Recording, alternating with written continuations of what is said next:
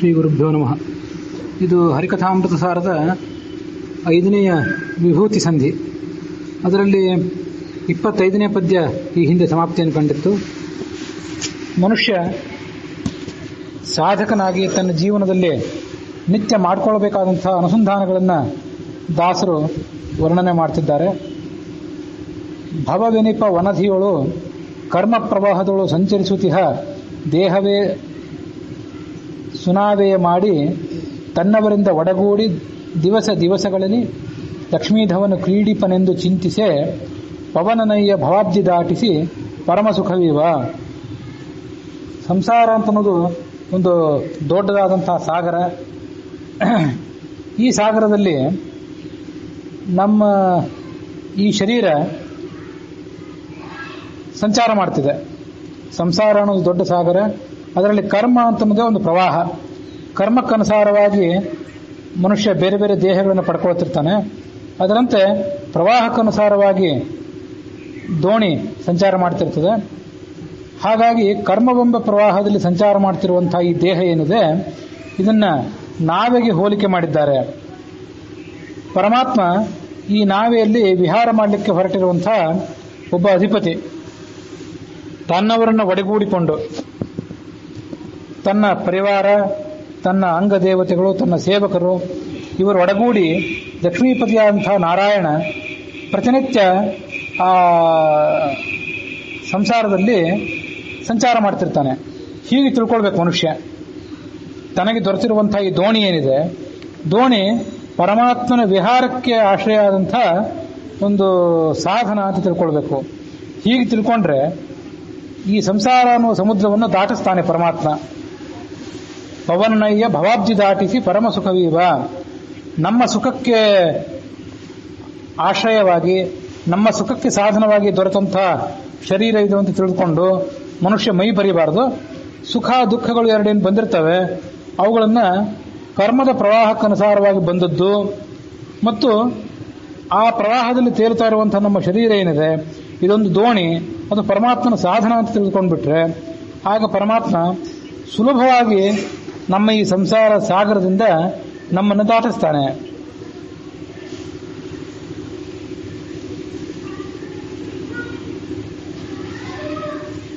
ಆಪಣಾಲಯಗತ ಪದಾರ್ಥವು ಸ್ತ್ರೀ ಪುರುಷರಗಳ ಇಂದ್ರಿಯಗಳಲ್ಲಿ ದೀಪ ಪಾವಕರೊಳಗಿಡುವ ತೈಲಾದಿ ದ್ರವ್ಯಗಳ ಆ ಪರಮಗೆ ಅವಧಾನವೆಂದು ಪದೇ ಪದೇ ಮರೆಯದಲ್ಲಿ ಸ್ಮರಿಸುತ್ತ ಭೂಪನಂದದಿ ಸಂಚರಿಸು ನಿರ್ಭಯದಿ ಸರ್ವತ್ರ.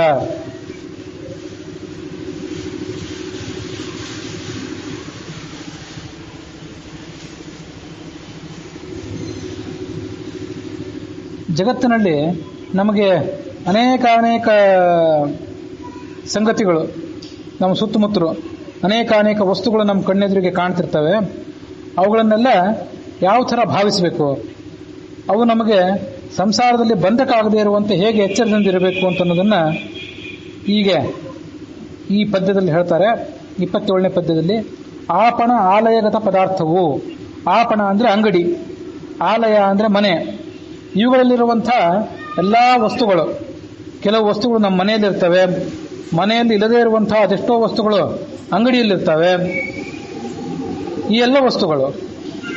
ಆಮೇಲೆ ದೀಪ ಪಾವಕರೊಳಗಿಡುವ ತೈಲಾದಿ ದ್ರವ್ಯಗಳು, ದೀಪ ಉರಿಯಲಿಕ್ಕೆ ಮತ್ತು ಬೆಂಕಿ ಉರಿಯಲಿಕ್ಕೆ ತೈಲ ಅಂದರೆ ಎಣ್ಣೆ ಮತ್ತೆ ತುಪ್ಪ ಮೊದಲಾದಂಥ ವಸ್ತುಗಳು ಬೇಕು. ಇನ್ನು ಸ್ತ್ರೀ ಪುರುಷರುಗಳ ಇಂದ್ರಿಯಗಳಲ್ಲಿ ಸ್ತ್ರೀಯರು ಪುರುಷರು ತಮ್ಮ ಅಂಗಾಂಗಗಳಿಗೆ ತೈಲಾದಿ ದ್ರವ್ಯಗಳನ್ನು ಹಚ್ಕೊಳ್ತಾರೆ. ಸುಗಂಧವುಳ್ಳಂತಹ ತೈಲಾದಿ ದ್ರವ್ಯಗಳನ್ನು ಹಚ್ಕೊಳ್ತಾರೆ. ಇಂಥ ಎಲ್ಲ ವಸ್ತುಗಳು ಮನೆಯಲ್ಲಿರುವಂಥ, ಅಂಗಡಿಯಲ್ಲಿರುವಂಥ, ಬೆಂಕಿಗೆ ಇಂಧನ ರೂಪವಾಗಿ ಉಪಯೋಗ ಮಾಡುವಂಥ ಅನೇಕ ವಸ್ತುಗಳು, ಈ ಎಲ್ಲ ವಸ್ತುಗಳು ಆ ಪರಮಾತ್ಮನಿಗೆ ಅವಧಾನ ಅಂತ ತಿಳಿದುಕೋ, ಅವನಿಗೆ ಆಹುತಿ ಅಂತ ತಿಳಿದುಕೋ. ಯಾವುದೋ ಬೆಂಕಿಯನ್ನು ಉರಿಸಲಿಕ್ಕೆ, ಯಾವುದೋ ದೀಪವನ್ನು ಉರಿಸಲಿಕ್ಕೆ ನಾವು ಈ ಎಣ್ಣೆ ತುಪ್ಪ ಮೊದಲಾದವುಗಳನ್ನು ಬಳಕೆ ಮಾಡ್ತಿದ್ದೇವೆ. ಅವೆಲ್ಲ ನಮ್ಮ ಭೋಗಕ್ಕೆ ಸಾಧನ ಆಗಿವೆ ಅಂತ ತಿಳ್ಕೊಳ್ಬೇಡ. ಪರಮಾತ್ಮನನ್ನು ಕುರಿತಾದಂತಹ ಏನು ಯಜ್ಞ ಮಾಡ್ತಿದ್ದೇವೆ ಆ ಯಜ್ಞಕ್ಕೆ ಈ ತುಪ್ಪ, ಈ ಎಣ್ಣೆ, ಈ ಸುಗಂಧ ದ್ರವ್ಯಗಳು ಮತ್ತೆ ಅಂಗಡಿಯಲ್ಲಿ ಮನೆಯಲ್ಲಿ ಇರುವಂತಹ ಅನೇಕ ವಸ್ತುಗಳು, ಈ ಎಲ್ಲ ವಸ್ತುಗಳು ಪರಮಾತ್ಮನಿಗೆ ಸಲ್ಲಬೇಕಾದಂತಹ ಆಹುತಿಗಳು, ಅವನ ಯಜ್ಞಕ್ಕೆ ಉಪಯೋಗ ಆಗುವಂತಹ ಆಹುತಿಗಳು ಅಂತ ತಿಳಿದುಕೋ. ಅವಧಾನ ಅಂದ್ರೆ ಆಹುತಿ. ಪದೇ ಪದೇ ಮರೆಯದಲ್ಲಿ ಸ್ಮರಿಸುತ್ತಾ ಭೂಪನಂದದಿ ಸಂಚರಿಸು. ಭೂಪ ಅಂದ್ರೆ ರಾಜ, ಅಥವಾ ಭೂಪ ಅಂತಂದ್ರೆ ಮತ್ತೊಂದು ಅರ್ಥ ಹೇಳಬಹುದಾದೇನೆಂದ್ರೆ ನಿರ್ಭೀತನಾದಂತಹ ಮನುಷ್ಯ, ಧೈರ್ಯಶಾಲಿಯಾದಂತಹ ಮನುಷ್ಯನಿಗೂ ಕೂಡ ಭೂಪ ಅಂತ ಕರೀತಾರೆ. ಭೂಪನಂದದಿ ಸಂಚರಿಸು ನಿರ್ಭಯದಿ ಸರ್ವತ್ರ. ಜಗತ್ತಿನಲ್ಲಿ ಇರುವಂಥದ್ದೆಲ್ಲವೂ ಕೂಡ ಪರಮಾತ್ಮನಿಗೆ ಆಹುತಿ ಅಂತ ತಿಳ್ಕೊಂಡ್ಬಿಟ್ರೆ ನಾವು ಹೆದರಬೇಕಾದದ್ದೇನಿಲ್ಲ. ನಾವು ನಮ್ಮ ಸುಖಕ್ಕೆ ಸಾಧನೆ ಇದು ಅಂತ ತಿಳಿದುಕೊಂಡು ಮೈ ಮರೆಯಬೇಕಾದ್ದೇನಿಲ್ಲ. ಹಾಗಾಗಿ ನಿರ್ಭಯದಿ ಸಂಚರಿಸು ಸರ್ವತ್ರ ಅಂತ ಹೇಳ್ತಾರೆ ದಾಸರು. ವೈಭವದಿಂದ ನಮ್ಮ ಜೀವನ ಸಾಗಲಿಕ್ಕೆ ಸಾಧ್ಯ. ಆದ್ರಿಂದ ವಾರಿಜ ಭವಾಂಡವೇ ಸುಮಂಟಪ, ಮೇರುಗಿರಿ ಸಿಂಹಾಸನವು, ಭಾಗೀರಥಿಯ ಮಜ್ಜನವು, ದಿಗ್ ವಸ್ತ್ರಗಳು, ನುಡಿ ಮಂತ್ರ, ಭೂರುಹಜ ಫಲ ಪುಷ್ಪ ಗಂಧ, ಸಮೀರ ಶಶಿ ರವಿ ದೀಪಭೂಷಣ, ತಾರಕೆಗಳಿಂದರ್ಪಿಸಲು ಕೈಗೊಂಡು ಮನ್ನಿಸುವ. ಪರಮಾತ್ಮನಿಗೆ ಹೇಗೆ ಯಾವ್ಯಾವ ವಸ್ತುಗಳನ್ನು ಅರ್ಪಣೆ ಮಾಡಬೇಕು ಅಂದ್ರೆ, ಬ್ರಹ್ಮಾಂಡವೇ ಮಂಟಪ. ಆ ಬ್ರಹ್ಮಾಂಡ ಅನ್ನುವಂತಹ ಮಂಟಪದಲ್ಲಿ ಮೇರು ಪರ್ವತ ಅನ್ನುವಂತಹ ಸಿಂಹಾಸನವನ್ನು ಏರಿ ಭಗವಂತ ಕುಳಿತುಕೊಂಡಿದ್ದಾನೆ. ಅವನಿಗೆ ಗಂಗಾ ನದಿ, ದೇವನದಿ ಏನಿದೆ ಅದೇ ಆತನಿಗೆ ಮಾಡುವಂತಹ ಅಭಿಷೇಕ. ದಿಕ್ಕುಗಳೇ ವಸ್ತ್ರಗಳು. ಆ ಪರಮಾತ್ಮ ಸರ್ವತ್ರ ವ್ಯಾಪ್ತನಾದ್ರಿಂದ ಅವನಿಗೆ ಯೋಗ್ಯವಾದಂತಹ ವಸ್ತ್ರಗಳನ್ನ ಹಾಕಲಿಕ್ಕೆ ನಮಗೆ ಸಾಧ್ಯ ಆಗೋದಿಲ್ಲ. ಆದ್ರಿಂದ ಎಲ್ಲ ಕಡೆ ಇರುವಂತಹ ವಸ್ತ್ರಗಳೇನಿವೆ ಅವುಗಳನ್ನೇ ಅವನಿಗೆ ನಾವು ಕೊಡುವಂತಹ ದಿಕ್ಕುಗಳನ್ನೇ ವಸ್ತ್ರಗಳು ಅಂತ ತಿಳ್ಕೊಳ್ಬೇಕು. ನುಡಿ ಮಂತ್ರ, ನಿತ್ಯ ವ್ಯವಹಾರದಲ್ಲಿ ನಾವು ಆಡುವಂತಹ ಮಾತುಗಳೇನಿವೆ ಆ ಮಾತುಗಳನ್ನೆಲ್ಲ ಮಂತ್ರ ಅಂತ ತಿಳ್ಕೊಳ್ಬೇಕು. ಮಾತುಗಳನ್ನು ಆಡುವಾಗ ಆಡ್ಬಿಡ್ತೇವೆ ಯಾವ್ಯಾವುದೋ ಕಾರಣಕ್ಕಾಗಿ, ಆದರೆ ಆ ಸಮಯದಲ್ಲಿ ಅದು ಮಂತ್ರ ಅಂತ ಅನುಸಂಧಾನ ಬರ್ಲಿಕ್ಕಿಲ್ಲ. ಕೊನೆ ಪಕ್ಷ ಮಾತು ಆಡಿದ ಮೇಲಾದರೂ ಅದನ್ನ ಮಂತ್ರ ಅಂತ ತಿಳಿದುಕೊಳ್ಬೇಕು. ಮರ ಗಿಡಗಳಲ್ಲಿ ಬೆಳೆಯುವಂತಹ ಹಣ್ಣು ಹೂಗಳು ಇವುಗಳೇನಿವೆ ಪರಮಾತ್ಮನಿಗೆ ನಾವು ಅರ್ಪಿಸಬಹುದಾದಂತಹ ಹೂ ಹಣ್ಣುಗಳು. ಪ್ರತ್ಯೇಕವಾಗಿ ಅವುಗಳನ್ನು ತಂದಿಡಬೇಕಾಗಿಲ್ಲ ನಾವು ಎಲ್ಲಿಂದನೋ, ಎಲ್ಲಾ ಕಡೆ ಇದ್ದೇ ಇವೆ. ಅವುಗಳನ್ನು ಪರಮಾತ್ಮನಿಗೆ ಅರ್ಪಣೆ ಮಾಡಿದ್ರೆ ಆಯಿತು. ವಾಯುವೇ ಗಂಧ. ಎಲ್ಲಾ ಕಡೆ ವಾಯು ಬೀಸ್ತಿರ್ತದೆ. ಅದು ತೆಗೆದುಕೊಂಡು ಬರುವಂತಹ ನೈಸರ್ಗಿಕವಾದ ಸುಗಂಧ ಏನಿದೆ ಅದೇ ಪರಮಾತ್ಮನಿಗೆ ನಾವು ಅರ್ಪಣೆ ಮಾಡಬೇಕಾಗಿರುವಂತಹ ಗಂಧ. ಚಂದ್ರ ಸೂರ್ಯರೇ ದೀಪ, ನಕ್ಷತ್ರಗಳೇ ಭೂಷಣಗಳು. ಹೀಗಂತ ನಾವು ಅದನ್ನು ಪರಮಾತ್ಮನಿಗೆ ಅರ್ಪಣೆ ಮಾಡಿದರೆ ಆತ ಅದನ್ನು ಸ್ವೀಕಾರ ಮಾಡಿ ತಾರಕೆಗಳೆಂದು ಅರ್ಪಿಸಲು ಕೈಗೊಂಡು ಮನ್ನಿಸುವ. ನಮ್ಮ ಈ ವ್ಯಾಪ್ತೋಪಾಸನೆ ಏನಿದೆ, ಮಂಟಪದಲ್ಲಿ ಮನೆಯಲ್ಲಿ ನಾವು ದೇವಾಲಯದಲ್ಲಿ ದೇವರ ಕೋಣೆಯಲ್ಲಿ ಕೂತ್ಕೊಂಡು ಮಾಡುವಂತಹ ಪೂಜೆಗಿಂತ ಇಂತಹ ವ್ಯಾಪ್ತೋಪಾಸನೆಯ ಪೂಜೆ ಏನಿದೆ ಇದನ್ನ ಪರಮಾತ್ಮ ಹೆಚ್ಚು ಪ್ರೀತಿಯಿಂದ ಸ್ವೀಕಾರ ಮಾಡ್ತಾನೆ. ಭೂಸುರರೊಳು ಇಪ್ಪ ಅಬ್ಜ ಭವನೊಳು ವಾಸುದೇವನು ವಾಯು ಖಗಪ ಸದಾಶಿವ ಅಹಿಪೇಂದ್ರನು ವಿವಸ್ವಾನ್ ನಾಮಕ ಸೂರ್ಯ ವಿಭೇಷ ಕಾಮ ಅಮರಾಸ್ಯ ವರುಣ ಆದಿ ಸುರರು ಕ್ಷತ್ರಿಯರೊಳಿಪ್ಪರು ವಾಸವಾಗಿ ಸಂಕರುಷನ ನೋಡಿ ಮೋದಿಪರು. ಬ್ರಾಹ್ಮಣ, ಕ್ಷತ್ರಿಯ, ವೈಶ್ಯ, ಶೂದ್ರ ಅನ್ನುವಂಥ 4 ಪಾರಂಪರಿಕವಾದಂತಹ ಜಾತಿಗಳಿವೆ. ಈ ಪಾರಂಪರಿಕವಾದಂತಹ ಜಾತಿಗಳಲ್ಲಿ ಯಾವ್ಯಾವ ಜಾತಿಗಳಲ್ಲಿ ಯಾವ್ಯಾವ ದೇವತೆಗಳಿರ್ತಾರೆ ಮತ್ತು ಅವರಲ್ಲಿ ಪರಮಾತ್ಮ ಯಾವ ರೂಪದಿಂದ ಇರ್ತಾನೆ ಅಂತ ಅನ್ನೋದನ್ನ ದಾಸರು ಇಲ್ಲಿ ವರ್ಣನೆ ಮಾಡ್ತಾರೆ. ಇದು ಬೃಹದಾರಣ್ಯಕ ಉಪನಿಷತ್ತಿನ ಭಾಷ್ಯದಲ್ಲಿ ಮತ್ತು ವಿಷ್ಣು ರಹಸ್ಯದಲ್ಲಿ ವರ್ಣನೆಗೆ ವಿಷಯವಾಗಿರುವಂತಹ ಸಂಗತಿ.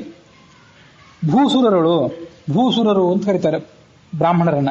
ಯಾಕೆಂದ್ರೆ ಆಕಾಶದಲ್ಲಿ ದೇವತೆಗಳಿದ್ದಾರೆ, ಈ ಭೂಲೋಕಕ್ಕೆ ದೇವತೆಗಳು ಯಾರು ಅಂದ್ರೆ ಬ್ರಾಹ್ಮಣರೇ ದೇವತೆಗಳು. ಭೂಸುರರೊಳು ಇಪ್ಪ ಅಬ್ಜಭವ, ಬ್ರಾಹ್ಮಣ ಜಾತಿಗೆ ಚತುರ್ಮುಖ ಬ್ರಹ್ಮನೇ ಅಭಿಮಾನಿ. ಅದಕ್ಕಾಗಿ ಬ್ರಾಹ್ಮಣರಲ್ಲಿ ಚತುರ್ಮುಖ ಬ್ರಹ್ಮ ಇದ್ದಾನೆ, ಅವನಲ್ಲಿ ವಾಸುದೇವ ಅನ್ನುವ ಹೆಸರಿನಿಂದ ಭಗವಂತ ಇದ್ದಾನೆ.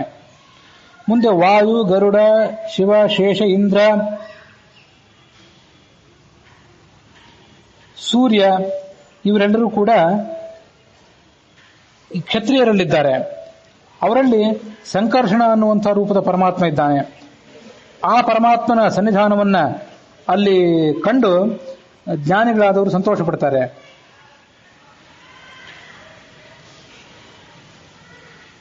ವಾಯು, ಖಗಪ ಅಂದ್ರೆ ಗರುಡ, ಸದಾಶಿವ, ಅಹಿಪೇಂದ್ರ ಅಂದ್ರೆ ಶೇಷ, ವಿವಸ್ವಾನ್ ನಾಮಕ ಸೂರ್ಯ, ಭೇಷ ಅಂತಂದ್ರೆ ಚಂದ್ರ, ಕಾಮ ಅಂದ್ರೆ ಮನ್ಮಥ, ಅಮರಾಸ್ಯ ಅಂದ್ರೆ ದೇವತೆಗಳಿಗೆ ಮುಖ ಅನಿಸಿಕೊಂಡಿರುವಂತಹ ಅಗ್ನಿ, ವರುಣ ಇವರೆಲ್ಲರೂ ಕೂಡ ದೇವತೆಗಳು ಕ್ಷತ್ರಿಯರಲ್ಲಿದ್ದಾರೆ.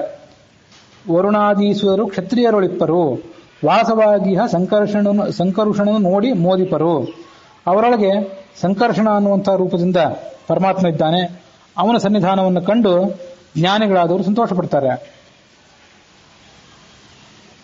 ವಿಷ್ಣುರ್ ಬ್ರಾಹ್ಮಣ ಜಾತಿಸ್ತನ್ ಬ್ರಹ್ಮಾಜಜ್ಞೆ ಚತುರ್ಮುಖ ಇತೋಗ್ರೇ ಜಗತಸ್ತಸ್ಮಾತ್ ಕ್ಷತ್ರ ಜಾತಿ ರಜಾಯತ. ವಿಷ್ಣುವಿನಿಂದ ಚತುರ್ಮುಖ ಬ್ರಹ್ಮ ಹುಟ್ಟಿದ, ಬ್ರಾಹ್ಮಣ ಜಾತಿಸ್ತನ್ ಬ್ರಾಹ್ಮಣ ಜಾತಿಗೆ ಅಭಿಮಾನಿಯಾಗಿ ಮುಂದೆ ಕ್ಷತ್ರ ಜಾತಿ ಹುಟ್ಟಿತು. ವಾಯು ಸದಾಶಿವೋನಂತೋ ಗರುಡ ಶಕ್ರ ಏವಚ ಕಾಮಶ್ಚ ವರುಣಶ್ಚೈವ ಸೋಮ ಸೂರ್ಯವು ಯಮಸ್ತಥಾ. ಇವರೆಲ್ಲರೂ ಕೂಡ ಕ್ಷತ್ರಿಯ ಜಾತಿಗೆ ಅಭಿಮಾನಿಗಳಾದಂತಹ ದೇವತೆಗಳು.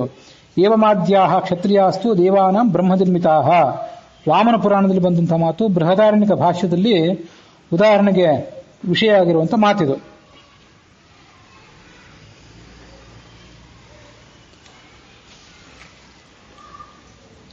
ಮೀನಕೇತನ ತನಯ ಪ್ರಾಣ ಅಪಾನ ವ್ಯಾನ ಉದಾನ ಮುಖ್ಯ ಏಕೋನ ಪಂಚಾಶನ್ ಮರುದ್ಗಣ ರುದ್ರ ವಸುಗಣರು ಮೇನಕಾತ್ಮಜ ಕುವರ ವಿಶ್ವಕ್ಸೇನ ಅನಿಮಿಷರನು ಸದಾ ಅನುರಾಗದಿ ಧೇನಿಪುದು ವೈಶ್ಯರಳು ಪ್ರದ್ಯುಮ್ನ. ಮೀನಕೇತನ ಅಂದ್ರೆ ಮನ್ಮಥ.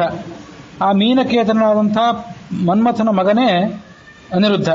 ಪ್ರದ್ಯುಮ್ನ ಪುತ್ರನ ಮನ್ಮಥನ ಅವತಾರ ಪ್ರದ್ಯುಮ್ನ ಕೃಷ್ಣಾವತಾರದಲ್ಲಿ, ಅವನ ಮಗ ಅನಿರುದ್ಧ.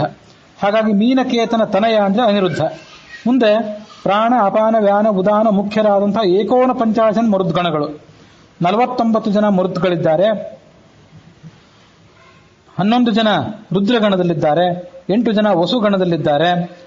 ಪಾರ್ವತಿ ಪುತ್ರನಾದಂತಹ ಗಣೇಶ ಇದ್ದಾನೆ, ವಿಶ್ವಕ್ಸೇನ, ಗರುಡ, ಈ ಮೊದಲಾದ ದೇವತೆಗಳನ್ನ ವೈಶ್ಯರಲ್ಲಿ ಧ್ಯಾನ ಮಾಡಬೇಕು.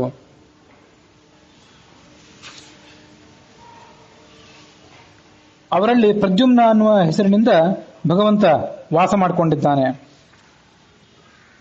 ವಿವಸ್ವದಿಂದ್ರ ವರುಣ ವಿಷ್ಣುಭ್ಯೋನ್ಯೇ ಜಿತೇ ಸುತಾಃ ರುದ್ರಾದನ್ಯೇ ತಥಾ ರುದ್ರಾಃ ವಾಯೋರನ್ಯೇ ಚ ವಾಯವಃ ಅಗ್ನೇರನ್ಯೇ ಚ ವಸವಃ ವೈಶ್ಯ ಇತ್ಯೇವ ಕೀರ್ತಿತಾಃ. ವೈಶ್ಯ ಜಾತಿಗೆ ಅಭಿಮಾನಿಗಳಾದಂತಹ ದೇವತೆಗಳೇನಿದ್ದಾರೆ ಅವರಲ್ಲಿ ಅದಿತಿಯ ಮಕ್ಕಳಿದ್ದಾರೆ. ಸೂರ್ಯ, ಇಂದ್ರ, ವರುಣ, ವಿಷ್ಣು ಇವರನ್ನು ಹೊರತುಪಡಿಸಿ ಉಳಿದ ಅದಿತಿಯ ಮಕ್ಕಳು. ಏಕಾದಶಿ ರುದ್ರರಲ್ಲಿ ಪ್ರಧಾನನಾದಂತಹ ಪಾರ್ವತೀಪತಿಯಾದಂತಹ ರುದ್ರನೊಬ್ಬರನ್ನು ಹೊರತುಪಡಿಸಿ ಉಳಿದ ರುದ್ರರು. ವಾಯೋರಣ್ಯೇಚ ವಾಯವಃ, ಮುಖ್ಯ ಪ್ರಾಣ ಅನಿಸ್ಕೊಂಡಿರುವಂತಹ ವಾಯು ಏನಿದ್ದಾನೆ ಅವನಿಗೆ ಹೊರತಾಗಿ ಉಳಿದ ವಾಯುಗಳು. ಮತ್ತೆ ಅಗ್ನೇರಣ್ಯೇಚ ವಸವಃ, 8 ಜನ ವಸುಗಳಿದ್ದಾರೆ. ಅವರಲ್ಲಿ ಅಗ್ನಿಯೊಬ್ಬ ನನ್ನ ಹೊರತುಪಡಿಸಿದ್ರೆ ಉಳಿದವರೆಲ್ಲ ವೈಶ್ಯ ಜಾತಿಗೆ ಅಭಿಮಾನಿಗಳು. ಇಷ್ಟು ಜನನ್ನು ಹೊರತುಪಡಿಸಬೇಕು ಅಂತ ಬಂತಲ್ಲ, ಅವರೆಲ್ಲ ಈ ಹೊರತುಪಡಿಸಿದ್ರೆ ಆ ಮುಖ್ಯ ದೇವತೆಗಳನ್ನಿದ್ದಾರಲ್ಲ, ಮುಖ್ಯ ರುದ್ರ, ಮುಖ್ಯ ವಾಯು, ಇವರೆಲ್ಲ ಕ್ಷತ್ರಿಯ ಜಾತಿಗೆ ಅಭಿಮಾನಿಗಳು ಅಂತ ಹಿಂದೆ ಬಂದಂತೆ ಅನುಸಂಧಾನ ಮಾಡಬೇಕು. ಇರುತಿಹರು ನಾಸತ್ಯದಸ್ತ್ರರು, ನಿರುತಿಯು ಯಮಧರ್ಮ ಯಮಕಿಂಕರರು, ಮೇದಿನಿ ಕಾಲ ಮೃತ್ಯು ಶನೈಶ್ಚರಾದಿಗಳು, ಕರೆಸಿ ಕೊಂಬರು ಶೂದ್ರರೆಂದು ಅನವರತ ಶೂದ್ರರೊಳಿಪ್ಪರಿವರು, ಅವರೊಳಗೆ ಅರವಿದೂರ ಅನಿರುದ್ಧನೆಂದರಿತು ಮನ್ನಿಪುದು. ಮತ್ತೆ ಕೆಲವು ದೇವತೆಗಳನ್ನ ಹೇಳ್ತಾರೆ. ಅವರೆಲ್ಲ ಶೂದ್ರ ಜಾತಿಗೆ ಅಭಿಮಾನಿಗಳಾಗಿ ಆ ಶೂದ್ರರಲ್ಲಿ ಇರ್ತಾರೆ. ಅವರಲ್ಲಿ ಅನಿರುದ್ಧ ಅನ್ನುವ ಹೆಸರಿನಿಂದ ಭಗವಂತ ಇರ್ತಾನೆ.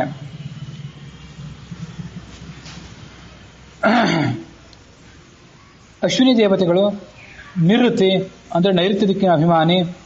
ಯಮಧರ್ಮ ಇದ್ದಾನೆ, ಯಮನ ಕಿಂಕರರಿದ್ದಾರೆ.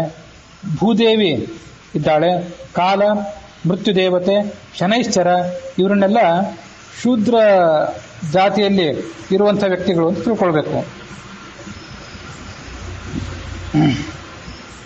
ಯಮಧರ್ಮ ಮತ್ತು ಕಾಲ ಅಂತೇಳಿ ಎರಡು ಪ್ರತ್ಯೇಕವಾಗಿ ಬಂತು.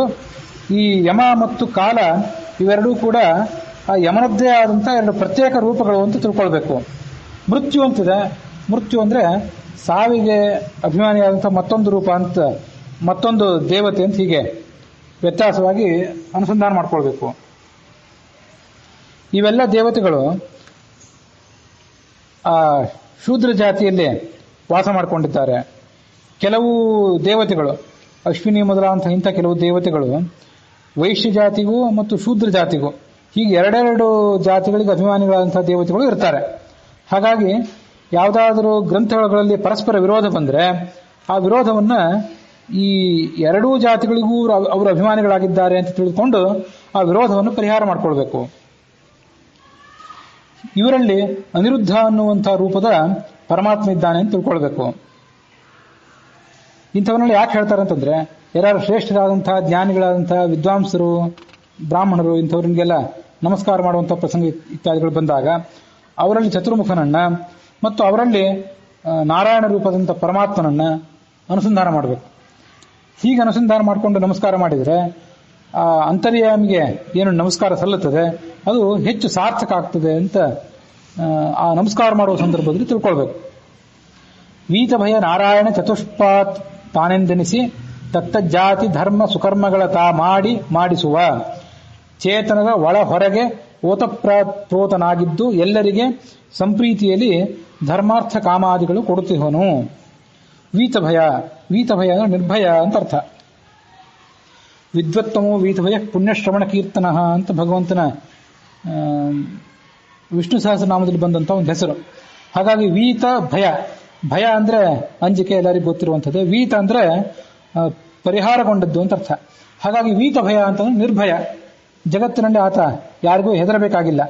ವೀತ ಭಯನಾದಂತಹ ನಾರಾಯಣ ಚತುಷ್ಪಾತ್ ತಾನೆಂದೆನಿಸಿ, 4 ಸ್ವರೂಪಗಳವನಿಗೆ. ತದೇತ ಚತುಷ್ಪಾತ್ ಬ್ರಹ್ಮ, 4 ಸ್ವರೂಪಗಳಿರುವಂತಹ ಆ ಪರಮಾತ್ಮ ಆಯಾ ಜಾತಿ ಧರ್ಮ ಮತ್ತು ಆಯಾ ಜಾತಿಗಳಿಗೆ ಯಾವ್ಯಾವ ದೇವತೆಗಳು ಅಭಿಮಾನಿಗಳಾಗಿದ್ದಾರೆ ಅವರ ಒಳಗೆ ತಾನಿದ್ದಾನೆ. ವಾಸುದೇವ, ಸಂಕರ್ಷಣ, ಪ್ರದ್ಯುಮ್ನ, ನಾರಾಯಣ ಅನ್ನುವಂಥ ಈ ರೂಪಗಳಿಂದ ಮತ್ತು ಅವರ ಕಡೆಯಿಂದ ಅವರವರ ಕರ್ಮಗಳನ್ನು ಮಾಡಿಸ್ತಾನೆ. ಉತ್ತಮ ಕರ್ಮಗಳನ್ನು ತಾನು ಮಾಡಿ ಅವರ ಮೂಲಕ ಮಾಡಿಸ್ತಾನೆ.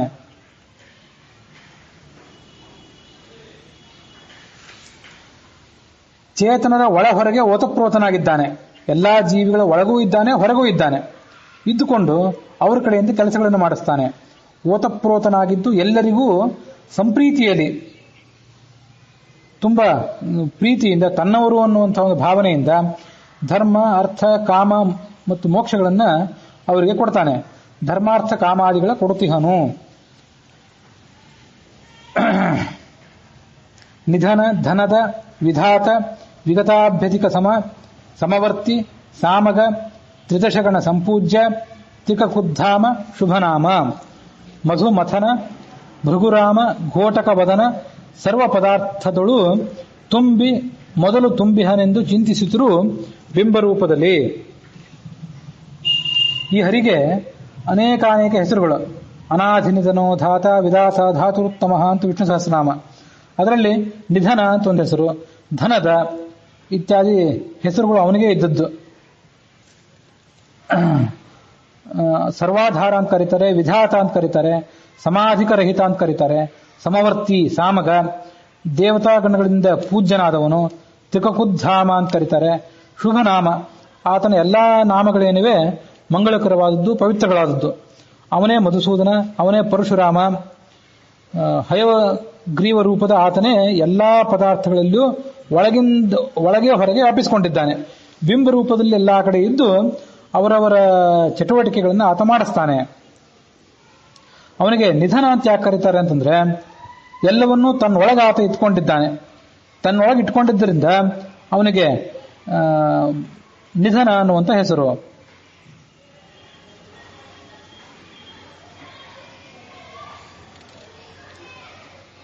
ಎಲ್ಲಾ ಕಡೆ ಆತ ಪಕ್ಷಪಾತವಿಲ್ಲದೆ ಇದ್ದಾನೆ. ಸಮವರ್ತಿ, ಸಮ ಅಂತನೂ ಅವನ ಹೆಸರಿದೆ, ಸಮವರ್ತಿ ಅಂತ ಕೂಡ ಮತ್ತೊಂದು ಹೆಸರು. ಸಮಾನವಾಗಿ ಎಲ್ಲಾ ಕಡೆ ಇದ್ದಾನೆ.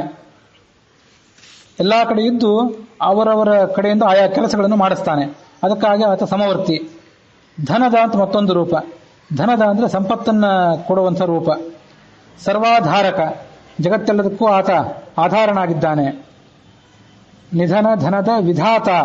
ವಿಧಾತ ಅಂದ್ರೆ ಜಗತ್ತನ್ನು ಸೃಷ್ಟಿ ಮಾಡಿದವನು.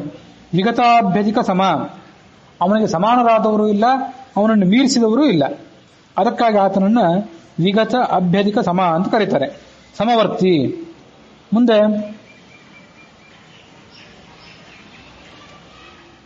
ಸಾಮಗ.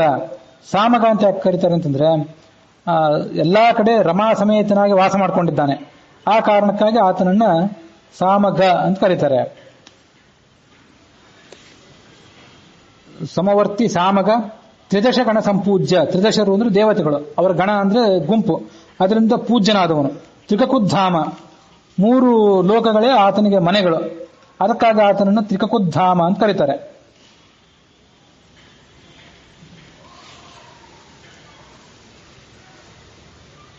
ಶ್ವೇತದ್ವೀಪ, ವೈಕುಂಠ ಮತ್ತು ಅನಂತಾಸನ ಅನ್ನುವಂತಹ 3 ಮಂದಿರಗಳವನಿಗೆ. ಪ್ರಭೂತ ತ್ರಿಕಕುದ್ಧಾಮ ಪವಿತ್ರಂ ಮಂಗಲಂ ಪರಂ ಅಂತ ವಿಷ್ಣು ಸಹಸ್ರನಾಮ. ತ್ರಿಕಕುದ್ಧಾಮ ಶುಭನಾಮ. ಮಧು ಮಥನ. ಮಧು ಅಂತ ಒಬ್ಬ ರಾಕ್ಷಸ, ಅವನನ್ನು ಸಂಹಾರ ಮಾಡಿದವನು. ಮಧುಸೂದನ ಅಂದ್ರು ಮಧು ಮಥನ ಅಂದ್ರು ಒಂದೇ. ಭೃಗುರಾಮ ಅಂದ್ರೆ ಭೃಗುವಂಶದಲ್ಲಿ ಹುಟ್ಟಿದಂತಹ ಪರಶುರಾಮ. ಘೋಟಕ ಅಂದ್ರೆ ಕುದುರೆ. ಘೋಟಕ ವದನ ಅಂದ್ರೆ ಅಶ್ವಮುಖನ ಅಂತ ಹಯಗ್ರೀವ. ಸರ್ವ ಪದಾರ್ಥದಳು ತುದಿ ಮೊದಲು ತುಂಬಿಹನೆಂದು ಚಿಂತಿಸು.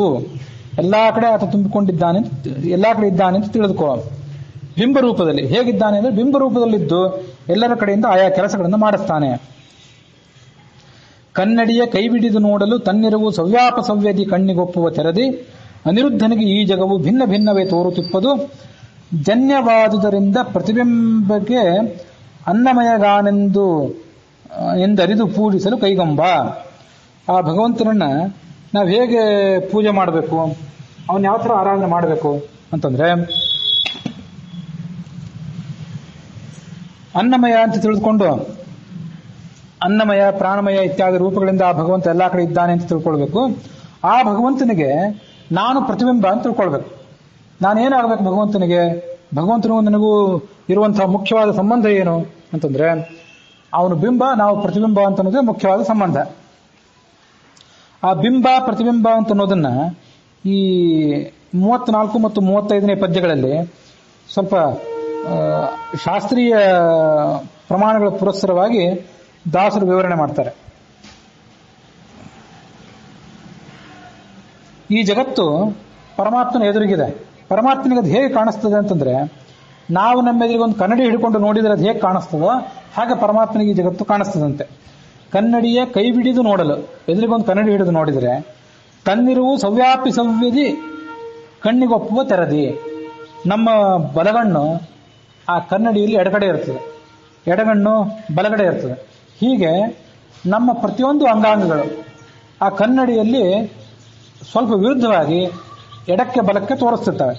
ನಮ್ಮದೇ ಮುಖದ ಹೋಲಿಕೆ, ಅಂಥದೇ ಕಣ್ಣುಗಳು, ಎಲ್ಲ ಅದೇ ಲಕ್ಷಣಗಳೇ, ಅವೇ ಗುಣಲಕ್ಷಣಗಳೇ, ಅದೇ ವ್ಯಕ್ತಿತ್ವವೇ.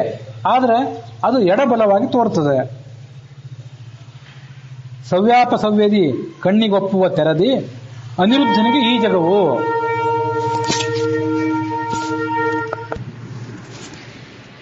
ಹೀಗೆ ನಮ್ಮ ಮುಖ ಆ ಪ್ರತಿಬಿಂಬವನ್ನು ಹುಟ್ಟಿಸುವಾಗ ಸ್ವಲ್ಪ ವ್ಯತ್ಯಾಸವಾಗಿ ಹುಟ್ಟಿಸಿರ್ತದೆ. ಅದರಂತೆ ಅನಿರುದ್ಧನಿಗೆ ಈ ಜಗವು ಭಿನ್ನ ಭಿನ್ನವೇ ತೋರುತ್ತಿಪ್ಪದು. ನಾನಾ ರೀತಿಯಾಗಿ ಭಿನ್ನ ಭಿನ್ನವಾಗಿ ಆ ಪರಮಾತ್ಮನಿಗೆ ಇದು ಕಾಣಿಸ್ತದಂತೆ. ಯಾಕೆಂದ್ರೆ ಜನ್ಯವಾದ್ದರಿಂದ ಪರಮಾತ್ಮನಿಂದ ಹುಟ್ಟಿದ್ದುದು. ಆ ಪ್ರತಿಬಿಂಬ ಅನ್ನಮಯಗಾನೆಂದು ಅರಿದು ಪೂಜಿಸಲು ಕೈಗೊಂಬ ಅಂತ ಆ ಪರಮಾತ್ಮನ ಪ್ರತಿಬಿಂಬ ಈ ಜಗತ್ತು. ಆ ಪರಮಾತ್ಮನನ್ನು ಅನ್ನಮಯ ಇತ್ಯಾದಿ ರೂಪಗಳಿಂದ ನಾವು ಧ್ಯಾನ ಮಾಡಿದರೆ ಅವನು ಅದನ್ನು ಸ್ವೀಕಾರ ಮಾಡ್ತಾನೆ. ಅದಕ್ಕಾಗಿ ಪೂಜಾ ಪ್ರಾರಂಭದಲ್ಲಿ ಬಿಂಬೋಸಿ ಪ್ರತಿಬಿಂಬೋಸ್ಮಿ ತವ ಯದ್ಯಪಿ ಚಾಂತರಂ ಸ್ವಾಮಿನ್ ನಿರ್ದೋಷ ಮದ್ದೋಷಂ ವಿವೇಚಯ ಅಥವಾ ವಿರೇಚಯ ನಮೋಸ್ತುತೆ ಅಂತ ಹೇಳ್ತೇವೆ. ಪದ್ಯಮಾಲಾದಲ್ಲಿ ಬಂದ ಶ್ಲೋಕ ಅದು. ಭಗವಂತನೇ, ನೀನು ಬಿಂಬನಾಗಿದ್ದೆ, ನಾನು ಪ್ರತಿಬಿಂಬನಾಗಿದ್ದೇನೆ. ನೀನೇನಾದ್ರೂ ಕೆಲಸ ಮಾಡಿಸಿದ್ರೆ ಅದನ್ನು ನಾನು ಮಾಡ್ಲಿಕ್ಕೆ ಸಮರ್ಥ, ಇಲ್ಲದೇ ಇದ್ರೆ ನನಗೆ ಯಾವ ಶಕ್ತಿಯೂ ಇಲ್ಲ. ತವ ಯದ್ಯಪಿ ಚಾಂತರಂ, ನೀನು ಬಿಂಬ ನಾನು ಪ್ರತಿಬಿಂಬ ಹೌದು, ಆದರೂ ನನಗೂ ನಿನಗೂ ವ್ಯತ್ಯಾಸ ಇದೆ. ನೀನು ಸರ್ವಶಕ್ತ, ನಾನು ಅಲ್ಪಶಕ್ತ. ನೀನು ನಿರ್ದೋಷ, ನಾನು ಸದೋಷ. ನನ್ನ ದೋಷಗಳನ್ನು ನೀನು ಪರಿಹಾರ ಮಾಡು ಅಂತ ಅವನನ್ನು ಕೇಳಬೇಕಂತ. ಬಿಂಬರೆಣಿಪರು ಸ್ವೋತ್ತಮರು, ಪ್ರತಿಬಿಂಬರೆಣಿಪರು ಸ್ವಾವರರು. ಪ್ರತಿಬಿಂಬ ಬಿಂಬಗಳೊಳಗೆ ಕೇವಲ ಬಿಂಬ ಹರಿಯೆಂದು ಸಂಭ್ರಮದಿ ಪಾಡುತ್ತಲಿ ನೋಡುತ್ತ ಉಂಬು ಉಡುವುದಿಡುವುದು ಕೊಡುವುದೆಲ್ಲವೂ ಅಂಬುಜಾಂಬಕನ ಅಂಗ್ರಿ ಪೂಜೆಗಳೆಂದು ನಲಿದಾಡು. ಪರಮಾತ್ಮನ ಸೇವಾ ಎಲ್ಲನೂ ಅಂತ ತಿಳ್ಕೊಳ್ಬೇಕು. ನಾವು ಮಾಡೋದೆಲ್ಲವೂ ಕೂಡ ಯಾವುದ್ಯಾವುದು, ನಾವು ಊಟ ಮಾಡುವುದು, ವಸ್ತುಗಳನ್ನು ಉಡುವುದು, ಎಲ್ಲಾದರೂ ಏನನ್ನಾದರೂ ವಸ್ತುಗಳನ್ನು ಇಡೋದು, ತಗೊಳ್ಳೋದು, ಕೊಡೋದು, ಇವೆಲ್ಲವೂ ಕೂಡ ಆ ಪುಂಡರೀಕಾಕ್ಷನಾದಂಥ ಹರಿಯ ಪಾದ ಸೇವಾ ಅಂತ ತಿಳ್ಕೊಳ್ಬೇಕು. ಪಾದ ಸೇವಾ ಅಂತ ತಿಳ್ಕೊಂಡು ಸಂತೋಷ ಪಡುವ. ಅಂಬುಜಾಂಬಕ, ಅಂಬುಜ ಅಂದ್ರೆ ಕಮಲ, ಅಂಬುಜಾಂಬಕ ಅಂತಂದ್ರೆ ಕಮಲ ನಯನನಾದಂಥ ಪರಮಾತ್ಮನ ಅಂಗ್ರಿ ಅಂದ್ರೆ ಪಾದ, ಅವನ ಪಾದ ಪೂಜಾ ಅಂತ ತಿಳಿದುಕೋ. ಏನಂತ ತಿಳ್ಕೊಳ್ಬೇಕು? ಉಂಬುದು ಅಂದ್ರೆ ಉಡುವುದು, ತಿನ್ನೋದು. ಉಡುವುದು ಅಂತಂದ್ರೆ ವಸ್ತ್ರ ಉಡುವುದು, ಇಡುವುದು, ಕೊಡುವುದು ಎಲ್ಲವೂ ಕೂಡ ಆ ಪರಮಾತ್ಮನ ಸೇವಾ ಅಂತ ತಿಳ್ಕೊಳ್ಳುವ. ಸಂಭ್ರಮದಿ ಪಾಡುತ್ತಲೇ ನೋಡುತ್ತಾ ನಿತ್ಯ ಪರಮಾತ್ಮನ ನಾಮಗಳನ್ನು ಹಾಡಬೇಕು. ಇದನ್ನೆಲ್ಲ ಮಾಡುವಾಗ ಒಂದು ಶಾಸ್ತ್ರೀಯ ಪ್ರಮೇಯ ಏನಿದೆ ಅದನ್ನು ತಿಳ್ಕೊಳ್ಬೇಕು. ಪರಮಾತ್ಮ ಬಿಂಬ ಅಂತ ತಿಳ್ಕೊಳ್ಬೇಕು. ಉಳಿದವರೆಲ್ಲರೂ ಕೂಡ ನಾವೆಲ್ಲರೂ ಪ್ರತಿಬಿಂಬರು ಅಂತ ತಿಳ್ಕೊಳ್ಬೇಕು. ಪ್ರತಿಬಿಂಬ ಬಿಂಬಗಳೊಳಗೆ ಕೇವಲ ಬಿಂಬ ಹರಿಯೆಂದು. ಬಿಂಬ ಪ್ರತಿಬಿಂಬ ಅಂತ ಒಂದು ವ್ಯವಸ್ಥೆ ಇದೆ ಅಂತ ಈ ಹಿಂದಿನ ಪದ್ಯದಲ್ಲಿ ಹೇಳಿದೆ. ಬಿಂಬರೆಣಿಪರು ಸ್ವೋತ್ತಮರು, ನಮ್ಗಿಂತ ಹಿರಿಯರು ಯಾರಿರ್ತಾರಲ್ಲ, ಜ್ಞಾನ ಭಕ್ತಿ ಇತ್ಯಾದಿ ಶಕ್ತಿ ಸಾಮರ್ಥ್ಯಗಳ ದೃಷ್ಟಿಯಿಂದ ಹಿರಿಯರು ಯಾರಿರ್ತಾರೆ, ಆ ಸ್ವೋತ್ತಮರೆಲ್ಲರೂ ಕೂಡ ನಮಗೆ ಬಿಂಬರೇ. ಪ್ರತಿಬಿಂಬರೆಣಿಪರು ಸ್ವಾವರರು, ನಮಗಿಂತ ಕೆಳಗಿನವರೆಲ್ಲರೂ ಕೂಡ ನಮಗೆ ಪ್ರತಿಬಿಂಬರು ಅಂತ ಅನ್ಸ್ಕೋತಾರೆ. ಈಗಲ್ಲ, ಈಗ ಕೆಲವರು ಯಾರೋ ಓದಿದವರು ಇರ್ತಾರೆ, ಮತ್ತೆ ಯಾರೋ ಕೆಲವರು ಓದದವರು ಇರ್ತಾರೆ. ವಯಸ್ಸಿನಿಂದ ಕೆಲವರು ಹಿರಿಯರು ಅನ್ಸ್ಕೋತಾರೆ, ಕೆಲವರು ಕಿರಿಯರು ಅನ್ಸ್ಕೋತಾರೆ. ಇದನ್ನೆಲ್ಲ ಬಿಂಬ ಪ್ರತಿಬಿಂಬಕ್ಕೆ ನಿಯಾಮಕ ಅಂತ ತಿಳ್ಕೊಳ್ಬಾರ್ದು. ಮೂಲತಃ ಆ ಜೀವನ ಸ್ವರೂಪಕ್ಕೆ ಅಂಟಿದ್ದಾಗಿ ಯಾರು ಪರಮಾತ್ಮನ ಹೆಚ್ಚು ಭಕ್ತರಾಗಿರ್ತಾರೆ ಅವರು ಬಿಂಬರು, ಕಡಿಮೆ ಭಕ್ತರಾದವರು ಅವರು ಪ್ರತಿಬಿಂಬರು ಅಂತ ತಿಳ್ಕೊಳ್ಬೇಕು. ಬಿಂಬರೆಣಿಪರು ಸ್ವೋತ್ತಮರು, ಸ್ವ ಅಂದ್ರೆ ತಾನು, ತನಗಿಂತ ಉತ್ತಮರೆಲ್ಲರೂ ಬಿಂಬರು. ಸ್ವ ಅವರರು ಅಂದ್ರೆ ಕೆಳಗಿನವರು, ಅವರೆಲ್ಲರೂ ಕೂಡ ಪ್ರತಿಬಿಂಬರು ಅಂತ ತಿಳ್ಕೊಳ್ಬೇಕು. ಹೀಗೆ ಪರಮಾತ್ಮನಿಂದ ಆರಂಭ ಮಾಡಿಕೊಂಡು ನಮ್ಮಂತಹ ಕ್ಷುದ್ರದ ತನಕ ಆಲೋಚನೆ ಮಾಡಿದರೆ ಒಂದು ದೊಡ್ಡ ಪರಂಪರೆ ಇದೆ. ಆ ದೊಡ್ಡ ಪರಂಪರಾದಲ್ಲಿ ನಾವೆಲ್ಲರೂ ಕೂಡ ಬಿಂಬರು ಹೌದು, ಪ್ರತಿಬಿಂಬರು ಹೌದು. ನಮಗಿಂತ ಕೆಳಗಿನವರಿಗೆ ನಾವು ಬಿಂಬರು, ನಮಗಿಂತ ಮೇಲಿನವರಿಗೆ ನಾವು ಪ್ರತಿಬಿಂಬರು. ಆದರೆ ಪರಮಾತ್ಮ ಏನಿದ್ದಾನಲ್ಲ ಅವನು ಕೇವಲ ಬಿಂಬ, ಅವನು ಯಾರಿಗೂ ಪ್ರತಿಬಿಂಬ ಅಲ್ಲ. ಯಾಕೆಂದ್ರೆ ಅವನಿಗಿಂತ ಮೇಲಿನವರು ಯಾರೂ ಕೂಡ ಇಲ್ಲ. ಅದಕ್ಕಾಗಿ ಅವನು ಪ್ರತಿಬಿಂಬ ಅಲ್ಲ, ಕೇವಲ ಬಿಂಬ ಅವನು. ಅದಕ್ಕೆ ಈ ಪದ್ಯ ಹೀಗೆ ಹೇಳಿತು, ಪ್ರತಿಬಿಂಬ ಬಿಂಬಗಳೊಳಗೆ ಈ ವ್ಯವಸ್ಥಾ ಏನಿದೆ, ಈ ವ್ಯವಸ್ಥಾದೊಳಗೆ ಕೇವಲ ಬಿಂಬ ಹರಿಯೆಂದು. ಪರಮಾತ್ಮ ಕೇವಲ ಬಿಂಬನಾಗಿದ್ದಾನೆ ಹೊರತು ಅವನು ಪ್ರತಿಬಿಂಬ ಅಲ್ಲ.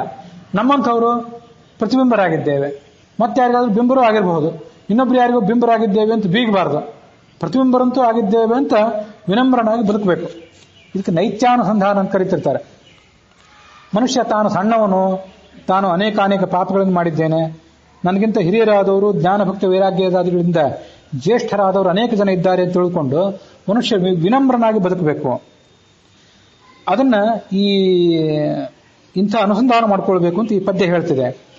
ಹಿಂದೆ ಒಂದು ಬಾರಿ ತಾತ್ಪರ್ಯ ನಿರ್ಣಯ ಹೇಳುವಾಗ ಈ ಬಿಂಬ ಪ್ರತಿಬಿಂಬ ಎಲ್ಲ ವ್ಯವಸ್ಥಾವನ್ನೆಲ್ಲ ಹೇಳಿದ್ದೆ. ನಾವು ಪರಮಾತ್ಮನಿಗೆ ಏನಾಗಬೇಕು ಅಂತ ಪ್ರಶ್ನೆ ಬಂದ್ರೆ ನಾವು ಆತನಿಗೆ ಪ್ರತಿಬಿಂಬರು, ಅವನು ನಮಗೆ ಬಿಂಬ ಅಂತ ಇಷ್ಟು ಮಾತನ್ನು ಹೇಳಿದೆ. ಬಿಂಬ ಪ್ರತಿಬಿಂಬ ಅಂತ ನಾವು ಎಲ್ಲರೂ ಕೂಡ ಅಂತೀವಿ.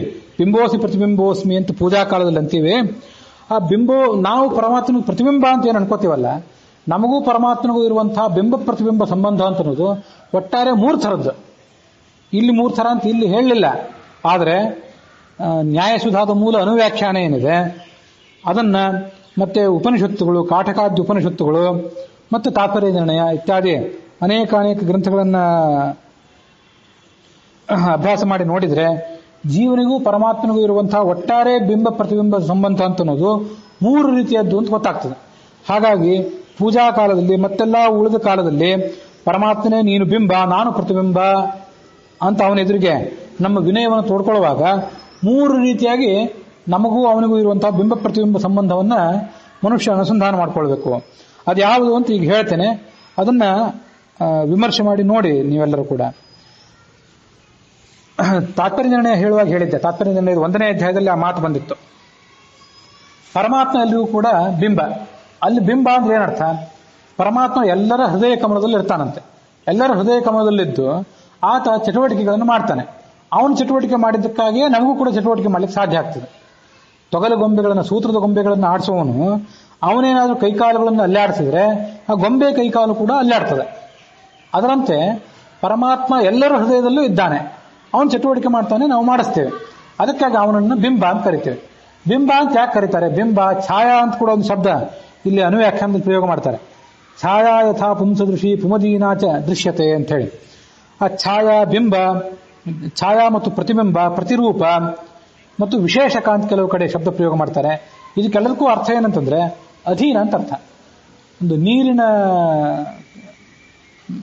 ಆಶಯ, ಜಲಾಶಯ ಇದ್ರೆ, ಸರೋವರವೋ ನದಿಯೋ ಇದ್ರೆ, ಅಥವಾ ಒಂದು ಎಣ್ಣೆ ಪಾತ್ರೆ, ನೀರಿನ ಪಾತ್ರೆ ಏನಾದ್ರೂ ಇಟ್ಟರೆ ಅದರಲ್ಲಿ ಚಂದ್ರ, ಸೂರ್ಯ ಇವರ ಪ್ರತಿಬಿಂಬ ಮೂಡ್ತದೆ.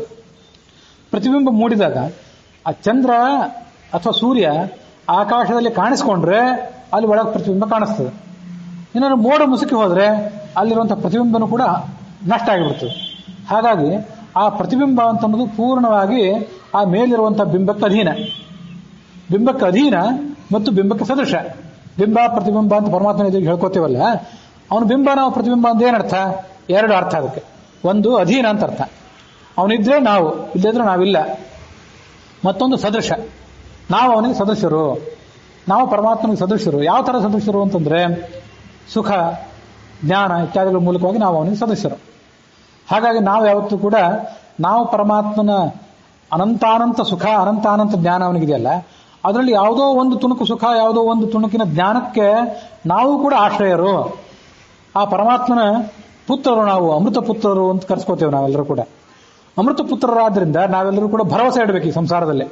ನಾವೆಲ್ಲರೂ ತಾಮಸಗಳಾಗಿ ಬಿಟ್ಟಿದ್ದೇವೇನೋ, ಪರಮಾತ್ಮನ ವೈರಿಗಳೇನೋ ನಾವು, ಪರಮಾತ್ಮನ ಸದ್ಗತಿಯನ್ನು ಒಂದೊಮ್ಮೆ ನಾವು ಪಡ್ಕೋತೀವೋ ಇಲ್ಲೋ ಅಂತ ಮನುಷ್ಯ ಧೈರ್ಯಗೆಡಬಾರದಂತೆ. ನಾವೆಲ್ಲರೂ ಕೂಡ ಪರಮಾತ್ಮನ ಸ್ವಲ್ಪ ಸುಖಕ್ಕೆ ಆಶ್ರಯರು. ದೊಡ್ಡ ಸುಖ ಒಂದಿದೆ, ದೊಡ್ಡ ಜ್ಞಾನ ಇದೆ, ಅದರಲ್ಲಿ ಒಂದು ಅಂಶಕ್ಕೆ ನಾವು ಕೂಡ ಆಶ್ರಯರು. ಹೀಗಾಗಿ ಸಾದೃಶ್ಯ ಅಂದ್ರೆ ಇದು. ಮತ್ತೆ ಅಧೀನತ್ವ ಪೂರ್ಣವಾಗಿ. ಮೇಲೆ ಸೂರ್ಯ ಕಾಣಿಸಿದ್ರೆ ಈ ನೀರಿನಲ್ಲಿ ಸೂರ್ಯ ಕಾಣಿಸ್ತಾನೆ, ಚಂದ್ರ ಕಾಣಿಸಿದ್ರೆ ಹಾಗೆ ಮುಖದಲ್ಲಿ ನಾವು ಕನ್ನಡಿಯನ್ನು ಹೋಗಿ ನೋಡಿಕೊಂಡ್ರೆ, ಕನ್ನಡಿ ಹತ್ರ ನಾವು ಹೋದ್ರೆ ಅಲ್ಲಿ ಪ್ರತಿಬಿಂಬ, ನಾವಲ್ಲಿಂದ ದೂರ ಸರಿದ್ರೆ ಅಲ್ಲಿ ಪ್ರತಿಬಿಂಬನೂ ಇಲ್ಲ. ಹೀಗೆ ಅಧೀನತ್ವ ಮತ್ತು ಸದೃಶತ್ವ ಇವನ್ನೇ ಪ್ರತಿಬಿಂಬತ್ವ ಅಂತ ಕರೀತಾರೆ. ಇದ್ರ ಜೊತೆಗೆ ಮತ್ತೊಂದು ರೀತಿಯ ಸಾದೃಶ್ಯ ಇದೆ, ಅದನ್ನು ಆವಾಗ ಹೇಳಿದ್ದೆ. ಪರಮಾತ್ಮ ಅನಂತಾನಂತ ರೂಪಗಳಿದ್ದವನು. ಆ ಪರಮಾತ್ಮನ ಅನಂತಾನಂತ ರೂಪಗಳಿವೆಯಲ್ಲ, ಅವು ನಮ್ಮ ಅನಂತಾನಂತ ರೂಪಗಳಿಗೆ ಬಿಂಬಗಳು. ಈಗ ನಾವು ಹೀಗಿದ್ದೇವಲ್ಲ, ಮನುಷ್ಯನ ಮುಖ, ಶರೀರ ಇದೆಲ್ಲ ಹೊರಗಿಂದಿದೆ, ಸ್ಥೂಲ ಶರೀರ. ಇದರೊಳಗೆ ಅನಿರುದ್ಧ ಶರೀರ ಇದೆ, ಅದರೊಳಗೆ ಲಿಂಗ ಶರೀರ ಇದೆ, ಅದರೊಳಗೆ ಸ್ವರೂಪ ಶರೀರ ಇದೆ. ಈ ಬಾಹ್ಯ ದೇಹ ಅಂತೂ ಪ್ರತಿಯೊಂದು ಜನ್ಮಕ್ಕೂ ಹೋಗ್ತಿರ್ತದೆ. ಅದರೊಳಗಿರುವಂತಹ ಅನಿರುದ್ಧ ಶರೀರ ಮತ್ತು ಅದರೊಳಗಿರುವಂತಹ ಲಿಂಗ ಶರೀರ ಇವೆಲ್ಲ ಆ ಮೋಕ್ಷಕ್ಕೆ ಜೀವ ಹೋಗುವಾಗ, ಪರಮಾತ್ಮನ ಸಾಕ್ಷಾತ್ಕಾರವನ್ನು ಪಡ್ಕೊಂಡಾಗ ಆ ಉಳಿದ 2 ದೇಹಗಳು ಹೋಗ್ತವೆ. ಅಂತೂ ಹೊರಗಿರುವಂತಹ 3 ಆವರಣಗಳು ಹೊರಟೋದ್ಮೇಲೆ ಒಳಗಿರುವಂತಹ ಸ್ವರೂಪ ದೇಹ ಒಂದೇ ಉಳಿದಿರ್ತದೆ ಆ ಪರಮಾತ್ಮನ ಸನ್ನಿಧಿಯನ್ನು ತಲುಪುವಾಗ.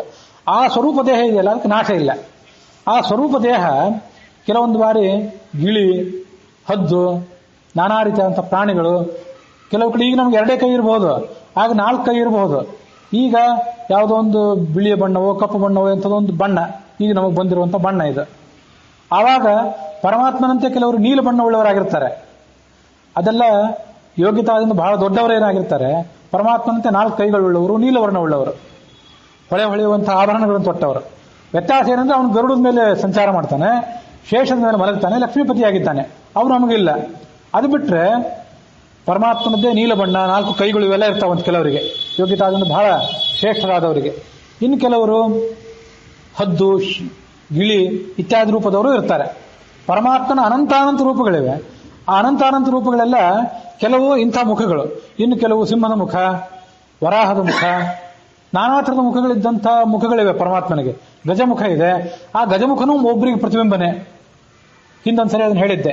ವಿನಾಯಕ ಗಣೇಶ ಪರಮಾತ್ಮನ ಗಜಮುಖವನ್ನು ಆರಾಧನೆ ಮಾಡಿದ್ದ ಅಂತ ಬಂತು.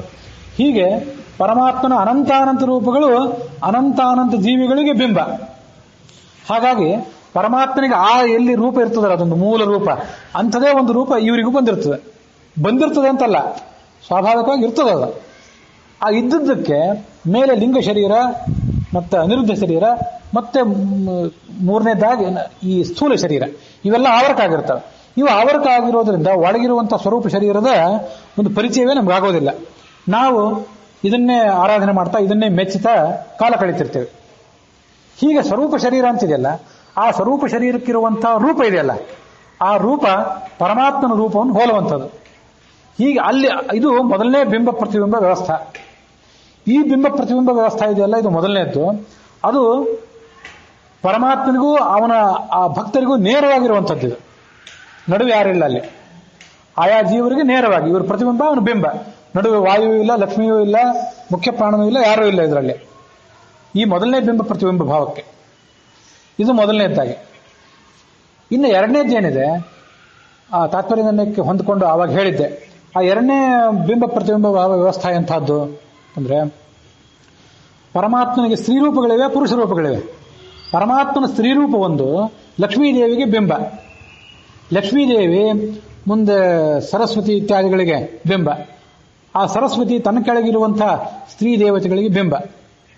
ಹೀಗೆ ಸ್ತ್ರೀಯರದೊಂದು ವ್ಯವಸ್ಥೆ ಪ್ರತ್ಯೇಕ ಇದೆ. ಪರಮಾತ್ಮನ ಪುರುಷ ರೂಪಗಳು ಒಂದು ಬ್ರಹ್ಮನಿಗೆ, ಮುಂದೆ ಗರುಡಾದಿಗಳಿಗೆ. ಆ ಬ್ರಹ್ಮನ ರೂಪ ಏನಿದೆ ಅದು ಗರುಡನಿಗೆ, ಆ ಗರುಡನ ರೂಪ ಅವನ ಕೆಳಗಿರುವಂತಹ ಇಂದ್ರಾದಿಗಳಿಗೆ. ಹೀಗೆ ಪರಮಾತ್ಮನ ಪುರುಷ ರೂಪಗಳಿಂದ ಆರಂಭ ಮಾಡಿಕೊಂಡದ್ದು ಒಂದು ವ್ಯವಸ್ಥೆ, ಪರಮಾತ್ಮನ ಸ್ತ್ರೀರೂಪಗಳಿಂದ ಆರಂಭ ಮಾಡಿಕೊಂಡದ್ದು ಮತ್ತೊಂದು ವ್ಯವಸ್ಥೆ. ಇದನ್ನ ಎರಡನೇ ಬಿಂಬ ಪ್ರತಿಬಿಂಬ ವ್ಯವಸ್ಥೆ ಅಂತ ಹೇಳಿದ್ವಿ. ಈ ಎರಡನೇದ್ದೇನಿದೆಯಲ್ಲ, ಇಲ್ಲಿ ಆ ಹೋಲಿಕೆ ಅಂತ ಅನ್ನೋದಿರೋದಿಲ್ಲ. ಗರುಡ ಮುಖವುಳ್ಳವನಾಗಿರ್ತಾನೆ, ಆದ್ರೆ ಆ ಗರುಡನ ಕೆಳಗಿನವನು ಇಂದ್ರನೋ ಯಾರೋ ಇರ್ತಾನಲ್ಲ, ಅವನಿಗೆ ಆ ಗರುಡದ ಮುಖ ಇರಬೇಕಾಗಿಲ್ಲ. ಅಲ್ಲಿ ಪುರುಷತ್ವದಿಂದ ಸಾದೃಶ್ಯ ಅಷ್ಟೇ. ಪರಮಾತ್ಮನ ಪುರುಷ ರೂಪ, ಬ್ರಹ್ಮನ ಪುರುಷ ರೂಪ, ಮುಂದೆ ಗರುಡಾದಿಗಳ ಪುರುಷ ರೂಪ, ಇಂದ್ರಾದಿಗಳ ಪುರುಷ ರೂಪ, ಹೀಗೆ ಕೆಳಗಿನ ತನಕ ಬಂದು ಮುಟ್ತದೆ. ಹಾಗೆ ಪರಮಾತ್ಮನ ಸ್ತ್ರೀರೂಪ, ಪರಮಾತ್ಮನ ಸ್ತ್ರೀರೂಪ ಇದೆ ಅಂತ ಹೇಳಿದ್ದೆ ಅವತ್ತು. ಸುಮ್ಮನೆ ಮತ್ತೊಂದ್ಸರಿ ನೆನಪು ಮಾಡ್ಕೊಳ್ಬೇಕು. ಪರಮಾತ್ಮನ ಬರೇ ಪುರುಷ ಅಂತ ಯಾರು ತಿಳ್ಕೊಂಡ್ಬಿಟ್ರೆ ಅವನು ಅಜ್ಞಾನಿಯೇ.